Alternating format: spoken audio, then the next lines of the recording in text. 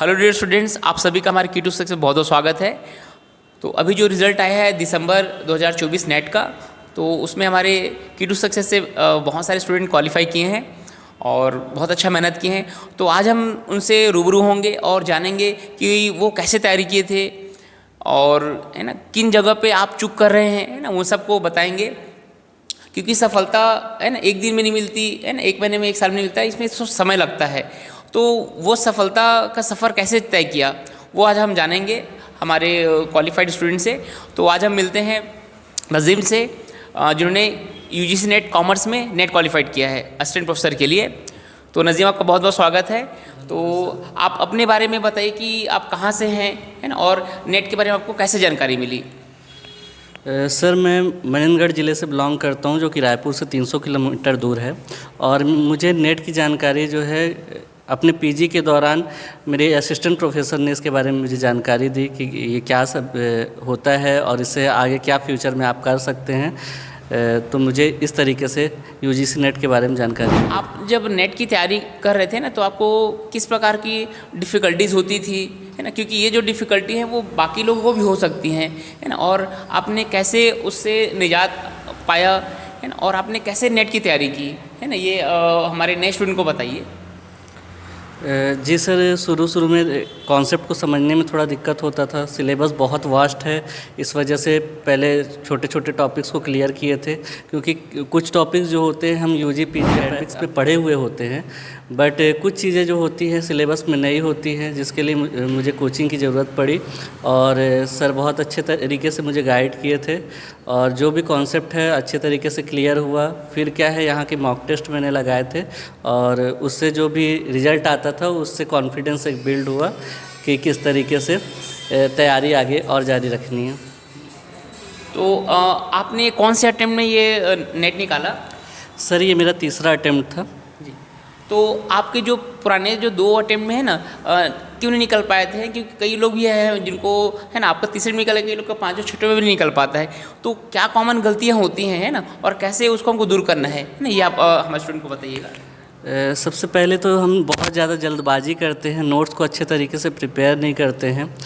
तो मैं यही बताऊंगा कि नोट्स आप अच्छे तरीके से बनाइए, बार बार उसको रिवीजन करिए और पिछले 3 से 4 साल के जो प्रीवियस ईयर क्वेश्चन पेपर हैं उसको बहुत अच्छे तरीके से अध्ययन करो।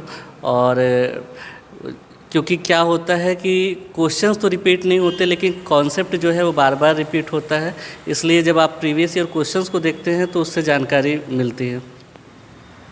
तो आप जैसे कॉमर्स सब्जेक्ट में नेट असिस्टेंट प्रोफेसर निकाले हैं, तो स्पेशली आप कॉमर्स स्टूडेंट को बताइए कि कौन कौन सा टॉपिक उनको ध्यान देना चाहिए, है ना, किस प्रकार से उनको तैयारी करना चाहिए। जी सर, तो जैसे कि हम कॉलेज वगैरह में ज़्यादातर न्यूमेरिकल पे ध्यान देते हैं, पर ऐसा जो नेट की एग्ज़ाम जो होता है उसमें न्यूमेरिकल का जो पोर्शन रहता है वो काफ़ी कम रहता है। मुश्किल से आपके पास 10 से 12 क्वेश्चंस मिल जाएंगे, लेकिन 100 क्वेश्चंस होते हैं, 100 में 10-12 न्यूमेरिकल होते हैं, बाकी क्या है छोड़िए।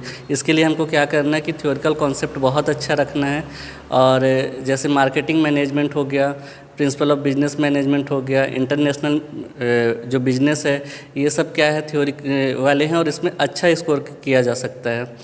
और सबसे ज़्यादा क्या है, अगर अच्छे मार्क्स लाने हैं तो पेपर 1 में बहुत अच्छे से ध्यान देना है, क्योंकि हम क्या है कि अपने स्कूल कॉलेज में पीजी तक हम अपने सब्जेक्ट में तो कमांड रहता है, लेकिन जो पेपर 1 रहता है वो हम पहले नहीं पढ़े हुए होते बहुत सारे सब्जेक्ट, इसलिए क्या है कि पेपर 1 पे अच्छा फोकस करना चाहिए।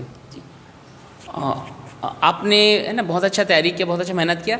तो आपके सफलता में Key2 Success ने किस प्रकार का माहौल दिया, है ना, उसके बारे में क्या है कि ये चीज़ बताना चाहूँगा कि बिना कोचिंग के पॉसिबल है, लेकिन क्या है कि बहुत लंबा समय लग जाएगा।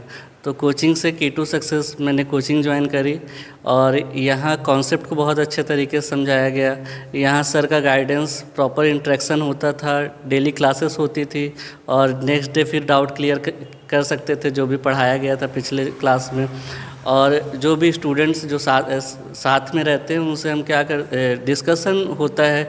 हमारी कुछ टॉपिक बहुत अच्छे रहते हैं तो हम उनको एक्सप्लेन करते हैं, उनके कुछ चीज़ें स्पेशलाइज्ड होती है तो वो हमको समझाते हैं। इससे क्या होता है कि अच्छी तैयारी हो पाती है।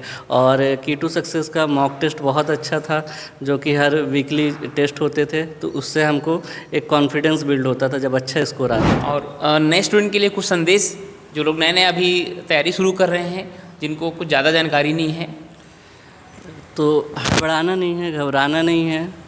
सिलेबस को पहले अच्छे से देखो कि क्या टॉपिक्स हैं, क्या सब टॉपिक्स हैं उसमें, तो सिलेबस को बहुत अच्छे तरीके से, और उसके बाद आप नोट्स बहुत अच्छे तरीके से प्रिपेयर करो और नोट्स को बार बार रिवाइज करो। और प्रीवियस ईयर क्वेश्चन जितना ज़्यादा हो सके, जितने मल्टीपल टाइम्स आप उसको प्रैक्टिस कर सकते हो करिए, क्योंकि वही रामबाण इलाज है। धन्यवाद नाज़ीम, है ना, आपने बहुत अच्छा गाइडेंस दिया और अपने एक्सपीरियंस शेयर किए। और है ना, फ्यूचर में अभी आपको असिस्टेंट प्रोफेसर की तैयारी करनी CGPSC के लिए, तो उसके लिए बहुत बहुत शुभकामनाएं, है ना। हम आपको असिस्टेंट प्रोफेसर के रूप में आगे देखना चाहेंगे। And thank you for watching this video.